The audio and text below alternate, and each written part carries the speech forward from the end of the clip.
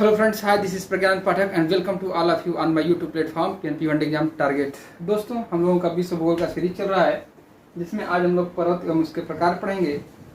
आज उसके बाद इन प्रकार के जो उदाहरण है उसको पढ़ेंगे और एक क्लास और लेके आऊँगा जो कि इसमें विश्व के जो प्रमुख पर्वत हैं उनके जो सबसे हाईएस्ट पीक हैं और वो किस देश में स्थित हैं, किस महाद्वीप में स्थित हैं, उसके बारे में पूरा चर्चा होगा।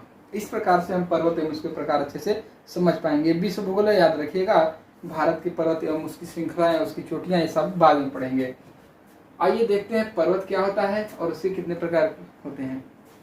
दोस्तों, पर्वत कोई यदि भूमि है यहाँ से या ऐसे शेप में जो कि चारों तरफ से उठा हो, बोलते हैं ये त्रिभुजाकार गया हो, इस तरह के शेप को हम पर्वत बोलते हैं। लेकिन इतनी ही बात नहीं है, पर्वत के लिए उसकी ऊंचाई बहुत महत्वपूर्ण होती है। इसके लिए दो टर्म यूज किए जाते हैं, एक होती है पर्वत और एक होती है पहाड़ी। तो वो त्रिभुजाकार कोने में बना हुआ या इन द सेंस की ट्रायंगुलर कोनिकल शेप जिसकी ऊंचाई 1000 मीटर या इससे अधिक, 1000 मीटर या इससे अधिक है, क्या कहलाती है? पर्वत कहलाती है। तो पर्वत के लिए ऊंचाई की जो मान्यता है वो 1000 या उससे अधिक है।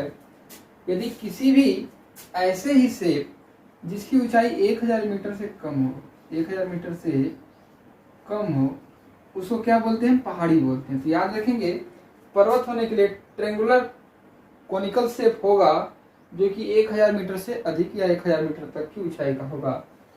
यदि उससे कम ऊंचाई है और ऐसा ही शेप है तो इसको हम पहाड़ी बोलते हैं। एक और हम इसी संदर्भ में पढ़ते हैं पठार। वो आगे इस चैप्टर कंप्लीट होने के बाद मैं विश्व के पठार पढ़ाऊंगा, उसमें पठार क्या होते हैं, कैसे बनते हैं, इनके बारे में बताऊंगा।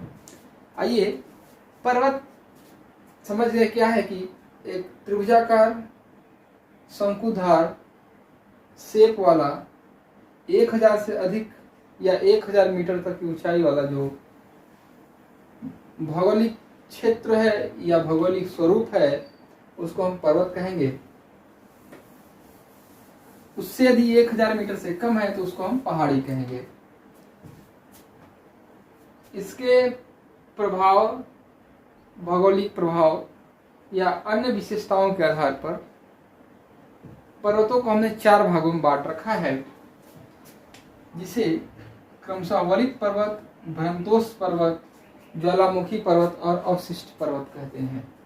वलित पर्वत को फोल्डेड माउंटेन, भ्रंतोष पर्वत को ब्लॉक माउंटेन, ज्वालामुखी पर्वत को वोल्केनो माउंटेन कहते हैं और अवशिष्ट पर्वत को रेसिडुअल माउंटेन बोलते हैं।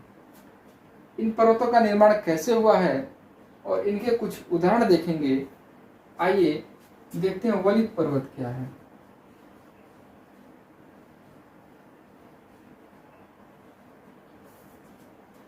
वलित पर्वत, जैसा कि आप जानते हैं कि पृथ्वी के अंदर अलग अलग प्लेटें हैं, भूमि के अंदर अलग अलग प्लेटें हैं जो कि मूव करती हैं, चलती रहती हैं।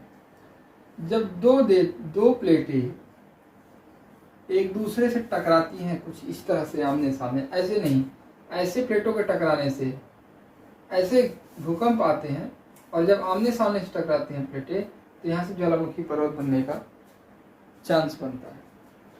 तो जब ये प्लेटें टकराती हैं तो यहाँ जो भूमि होती है वो मुड़ जाती है। ऐसे इन प्लेटों के टकराने से आपस में कुछ इस तरह का शेप बनने लगता है। समझ में बात? कुछ इस तरह का शेप बनता है। ये शेप भूमि के अलग अलग भागों में इस तरह से मोड़दार रूप लेता है। इस मोड़दार रूप लेने के कारण ही इसे वलित, देखिए वलय है, मोड़ पड़ा हुआ है, फोल्डेड माउंटेन या वलित पर्वत कहते हैं। मोड़दार रूप लेने के कारण ही से वलित पर्वत कहते हैं। दुनिया में जितने भी नए पर्वत हैं, नए पर्वत, सर्वाधिक ऊंचे पर्वत, नए पर्वत, सर्वाधिक ऊंचे पर्वत, ये सारे फोल्डेड माउंटेन या पल्लित पर्वत होते हैं। ये सभी क्या होते हैं? फोल्डेड माउंटेन होते हैं। जैसे भारत में आप हिमालय पढ़ते हैं, हिमालय फोल्डेड माउंटेन का उदाहरण है। आप राकी पढ़ते हैं, राकी पर्वत, ये एक फोल्डेड माउंटेन का उदाहरण है। आप एंडीज पढ़ते हैं, एंडीज पर्वत यदि पूछा जाएगा तो वलित पर्वत का उदाहरण है। इसी तरह से आल्प्स, यूराल, आल्प्स, ये सारे पर्वत वलित पर्वत के उदाहरण हैं। तो एक बार फिर समझते हैं, जब प्लेटों के टकराने से दबाव पड़ता है एक दूसरे पर, जिससे कि ये ऐसे भूमि उठ जाती है। देखिए ऐसे आए और टकराए, अब टकराने के बाद यहाँ की जो भूमि होती है इस तरह से उठने लगती है, तो ये मोड़ पड़ते हैं। यही मोड़ के कारण इन पर्वतों को वलित पर्वत बोला जाता है। दुनिया में जो सर्वाधिक नए पर्वत हैं, सर्वाधिक ऊंचे पर्वत हैं, जैसे भारत में हिमालय, उत्तर अमेरिका में राकी। राकी कहाँ है? उत्तर अमेरिका में। उत्तरी अमेरिका में राकी पर्वत, दक्षिणी अमेरिका में एंडीज पर्वत, दक्षिणी अमेरिका में एंडीज है। यूराल पर्वत रूस और यूरोप के बॉर्डर पे स्थित है, और आल्प्स यूरोप का पर्वत है। ये सारे पर्वत फोल्डेड माउंटेन के उदाहरण माने जाते हैं। आइए अगला देखते हैं, भ्रंतोस पर्वत। दोस्तों, भ्रंतोस पर्वत क्या है? ब्लैक माउंटेन, ब्लैक माउंटेन या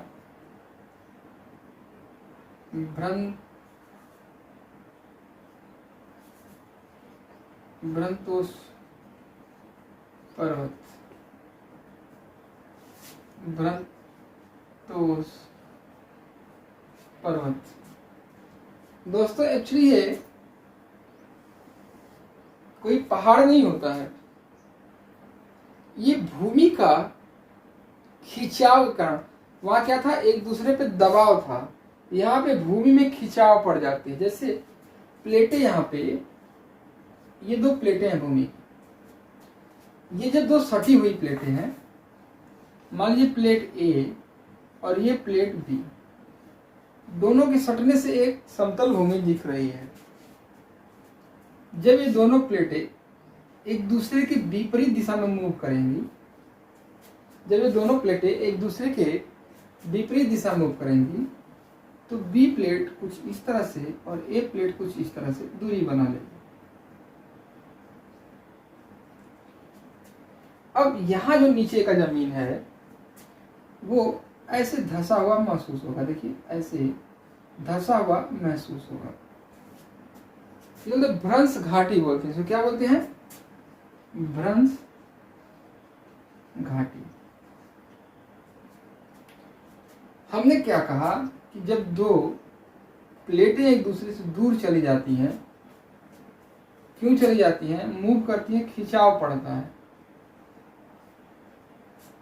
वहां पुश करना था, यहां पुल कर दिए, तो प्लेटें एक दूसरे से दूर चली गई और जो यहाँ की जो जमीन थी वो नीचे घसक आई, जिससे एक घाटी का निर्माण होता है, जिसे भ्रंश घाटी कहते हैं। अब ये ध्यान से आप देखेंगे, ये मुख्य भूमि ही है ए और बी प्लेट, लेकिन कोई बंदा मान लीजिए यहाँ खड़ा है और इसको देखेगा तो क्या बोलेगा? इसको यहां से खड़े होके ये पर्वत, यहां से खड़े होके क्या बोलेगा? ये पर्वत। इस प्रकार से भ्रंश घाटी, एक्चुअली भ्रंश पर्वत नहीं, ये घाटी के कारण भ्रंतोस पर्वत का निर्माण होता है। भ्रंश घाटी के बनने से यहां से यदि देखा जाएगा तो ये पर्वत के तरफ दिखेगा। इन घाटियों में दोस्तों हमेशा नदियों का प्रवाह होता है। किसका? नदियों का प्रवाह होता है। ऐसा क्यों होता है कि जो वर्षा के कारण पानी इस भूमि में पड़ रहा है, इन प्लेटों में पड़ रहा है, वो नीचे घाटी में ही आएगा, क्योंकि पानी का ये नेचर होता है कि वह ऊंचाई से नीचे की तरफ जाए। तो इस प्रकार पानी का जो बहाव होता है इन पूरे महाद्वीप पे, चूंकि बहुत बड़े क्षेत्रफल पे एक देश में या एक विशेष क्षेत्रफल पे होने के कारण इस भूमि के पूरे पानी यदि इसमें जाएंगे तो पूरा नदी का प्रवाह होने लगता है। हमारे भारत में ही भ्रंश घाटी या भ्रंश पर्वत का उदाहरण है सतपुड़ा की पहाड़ी। सतपुड़ा की पहाड़ी आप लोगों ने सुना होगा यदि तैयारी पुराने समय से कर रहे हैं। नर्मदा एवं तापी नदियां भ्रंश घाटी से होकर बहती है। भ्रंश घाटी से होने का क्या मतलब है कि वो इसी तरह के क्षेत्र से होकर बहती हैं। एक तरफ सतपुड़ा की पहाड़ी, एक तरफ विंध्य की पहाड़ी, बीच में नर्मदा नदी। समझा कि नहीं? इस तरह से एक तरफ सतपुड़ा की, बीच में सतपुड़ा की पहाड़ी, एक तरफ नर्मदा, एक तरफ तापी। तो सतपुड़ा की पहाड़ी क्या होगी? एक भ्रंश पर्वत का उदाहरण होगी। तो सतपुड़ा की पहाड़ी कैसी उदाहरण है? भ्रंतोष पर्वत की उदाहरण है। इसी तरह से ब्लैक फॉरेस्ट, ब्लैक फॉरेस्ट ये जर्मनी का है। कहाँ का है? जर्मनी का है। यूरोप में जर्मनी, वहां ब्लैक फॉरेस्ट है। ये भ्रंश पर्वत है। आपकी एग्जाम में पूछा हुआ क्वेश्चन है वात्सेज पर्वत।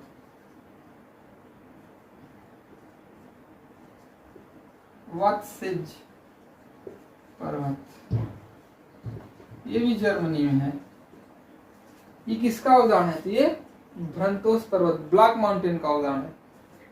दोस्तों वास्तव में ब्लैक फॉरेस्ट और वात्सेज पर्वत के बीच में, जैसे इधर ब्लैक फॉरेस्ट है, इधर वात्सेज पर्वत है, इनके बीच में राइन नदी, जर्मनी जानते हैं राइन नदी बहती है। राइन नदी का प्रवाह होता है। जैसा कि मैंने बताया कि भ्रंश घाटियों में नदियों का प्रवाह होता है, तो एक तरफ वात्सेज पर्वत है, एक तरफ ब्लैक फॉरेस्ट और बीच में राइन नदी का प्रवाह होता है।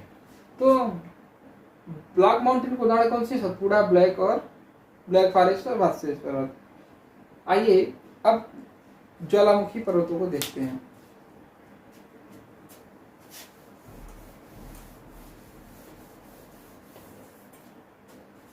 ज्वालामुखी पर्वत दोस्तों वास्तव में इनमें भी प्लेटों का ही रोल होता है। होता क्या है कि जहां कमजोर प्लेटें होती हैं, अब मैं ज्वालामुखी से पढ़ाऊंगा बताऊंगा, जहां कमजोर प्लेटें होती हैं और नीचे दाब अधिक होता है, वो दबाव ऊपर की तरफ इतना होता है कि प्लेट टूट जाती है। और नीचे का जो, अब क्या आता है कि नीचे, अब देखिए पहाड़ी क्षेत्रों में क्यों पाई जाती तो ज्वालामुखी, उसका कारण सुन लीजिए। पानी ऐसे बह रहा है नीचे की तरफ, अब नमी मिलती है, नीचे गर्मी है जमीन की जानती हैं, अब वहां से वाष्प बनते हैं। और जो प्लेटें हैं भूमि की पहाड़ियों में कमजोर पाई जाती हैं। क्यों पाई जाती हैं? क्योंकि वहां पे सबसे ज्यादा मूवमेंट होता है प्लेटों का, तभी तो कभी फोल्डेड माउंटेन बना, कभी ब्लॉक माउंटेन बना। तो प्लेटों के प्रवाह वहां पे होते हैं, और प्लेटों के प्रवाह होने के कारण वहां की भूमि क्या है? कमजोर है।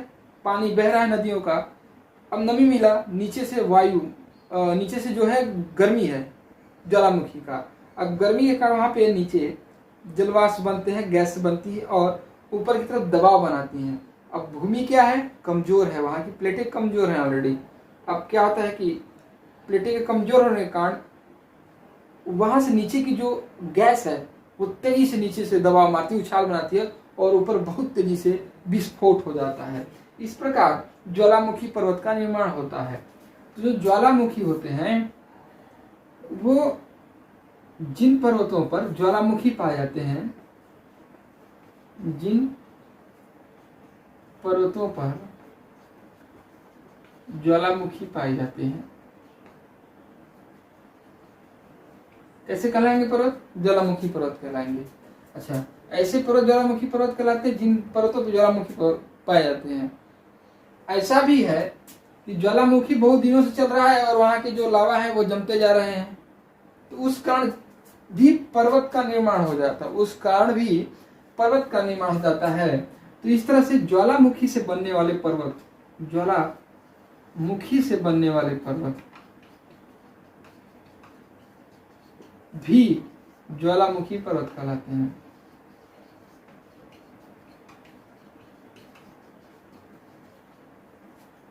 मैंने दो चीजें बताई, एक ऐसे पर्वत जहां पे ज्वालामुखी अधिकता पाई जाती है ज्वालामुखी पर्वत कहलाते हैं, और ऐसे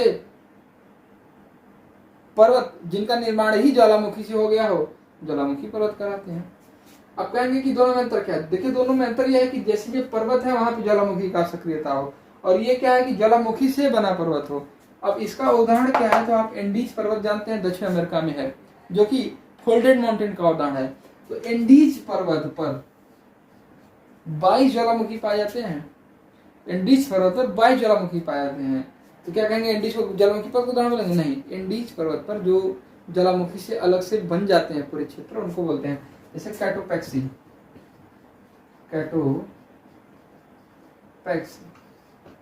कैटोपैक्सी ज्वालामुखी पर्वत विश्व का सबसे सक्रिय ज्वालामुखी है। इसी तरह से फ्यूजियामा जापान में है।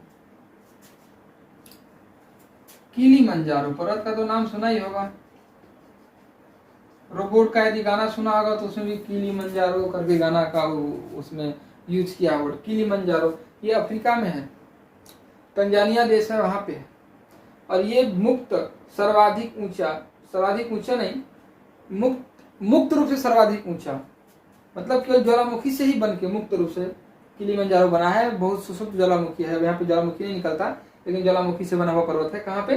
तंजानिया में है, दक्षिण अमेरिका का हिस्सा है, अफ्रीका का हिस्सा है।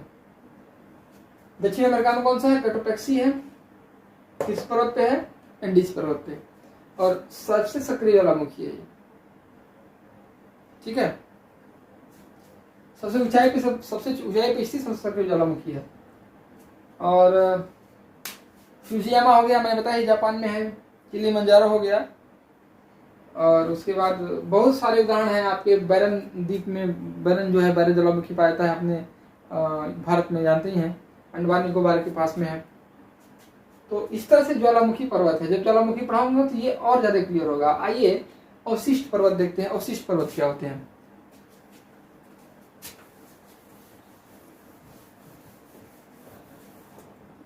दोस्तों, अवशिष्ट का मतलब होता है अब खत्म हो गया है, धीरे धीरे उसकी जो भौगोलिक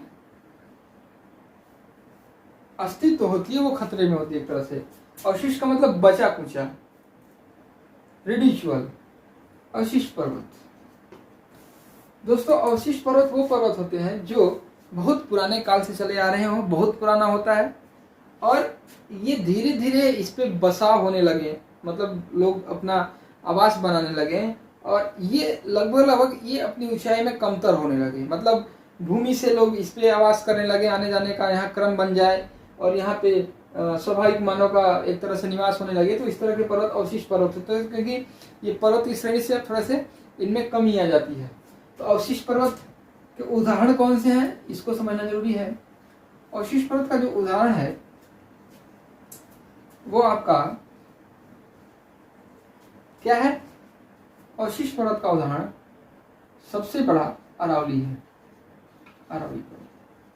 अरावली पर्वत भारत की नहीं, विश्व की सबसे प्राचीन पर्वत श्रृंखला है। विश्व की सबसे प्राचीन पर्वत श्रृंखला अरावली पर्वत श्रृंखला,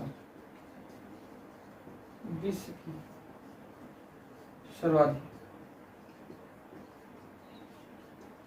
प्राचीन पर्वत श्रृंखला कौन सी है? अरावली। इसी तरह से आपका पश्चिमी घाट वास्तव में अवशिष्ट पर्वत भी है एक तरह से, और ये पर्वत न होकर भ्रंश का कगार है। भ्रंश कगार है। कई बार आपसे पूछा है कि कौन सा ऐसा पर्वत है जो वास्तव में पर्वत न होकर भ्रंश का कगार है, तो वो पश्चिमी घाट है। कौन सा? पश्चिमी घाट। पश्चिमी घाट पर्वत, जिस सह्याद्री के भी नाम से जानते हैं। दोस्तों थोड़ा इंक ले लेते हैं, फिर आगे चलते हैं। इस तरह से थोड़ा सा एक बार रिकैप करते हैं। पर्वत और उसके प्रकार। पर्वत मैंने कहा कि 1000 से अधिक ऊंचाई वाला ट्रायंगुलर कोनिक शेप होगा तो पर्वत होगा। उससे अधिक कम है उसी तरह के शेप का तो पहाड़ी होगी। 4 तरह के पर्वत हैं, वलित पर्वत, भ्रंतोष पर्वत, ज्वालामुखी पर्वत और अवशिष्ट पर्वत। वलित पर्वत वो होते हैं जहाँ पे प्लेटें एक दूसरे से टकराती हैं और मोड़दार पर्वत का निर्माण होता है, इसलिए उसे बली पर्वत कहते हैं। भ्रंतोष पर्वत क्या है, मैंने कहा प्लेटें एक दूसरे के विपरीत खिसक जाती हैं, जिससे कि जमीन वहां की धंस जाए। तो जो धंसे हुए भाग से यदि हम देखते हैं मूल भूमि को तो पर्वत के समान दिखाई देता है, उस तरह से उसको ब्लॉक माउंटेन कहते हैं। ब्लॉक का मतलब 2 तरफ से घिरा हुआ, और ब्लॉक माउंटेन जो ब्लॉक माउंटेन से जो घाटी बनती है वहां से क्या होते हैं, नदी का प्रवाह होते हैं। इसके उदाहरण कौन कौन से, वात्स्य पर्वत, ब्लैक फॉरेस्ट और आपके सतपुड़ा की पहाड़ी। ज्वालामुखी पर्वत क्या होता है, मैंने कहा 2 तरह के पर्वतों पे जो ज्वालामुखी आते हैं अक्सर, तो उस तरह के पर्वत ज्वालामुखी पर्वत, या ज्वालामुखी से ही बने पर्वत ज्वालामुखी पर्वत कहते हैं। ज्वालामुखी से ही बना पर्वत आपका कौन सा है, किलिमंजारो, अफ्रीका महाद्वीप में, तंजानिया देश में। और जैसे मैंने बताया अभी फ्यूजियामा पर्वत पे ही ज्वालामुखी है। उसके बाद आपके कैटोपैक्सी है एंडीज पर्वत पे दक्षिण अमेरिका में, तो वो क्या है, पर्वत पे ही ज्वालामुखी है। उसके बाद मैंने क्या बताया, अवशिष्ट पर्वत, वे पर्वत जहाँ पे मनुष्य का धीरे धीरे निवास होने लगे, वे अपने अति प्राचीन काल से चूंकि रहने के कारण उनका धीरे धीरे अस्तित्व समाप्त होने लगता है, उस तरह के पर्वत क्या होते हैं, अवशिष्ट पर्वत कहलाते हैं। अवशिष्ट का अर्थ ही होता है कि बचा कुचा, एकदम घिस के खत्म होने वाला हो, तो जो बचा हुआ है अवशिष्ट कहलाता है। तो अवशिष्ट पर्वत क्या है, अरावली पर्वत, ये भारत के विश्व की सबसे प्राचीन पर्वत श्रृंखला है, अरावली पर्वत है। पश्चिमी घाट है, पश्चिमी घाट वास्तव में पर्वत न होकर एक भ्रंश का गार माना जाता है। क्वेश्चन पूछा हुआ पीसीएस में, आपकी भी पीसीएस में, कि वह कौन सा पर्वत है जो वास्तव में पर्वत न होकर भ्रंश का गार है, तो वो क्या है, पश्चिमी घाट। ये भी अवशिष्ट पर्वत की श्रेणी में ही आती है। आई होप कि आपने पर्वत के प्रकार ये सारी चीजें अच्छे से समझ ली होंगी। ठीक है दोस्तों, आज इतनी ही क्लास रखते हैं। जय हिंद, जय भारत।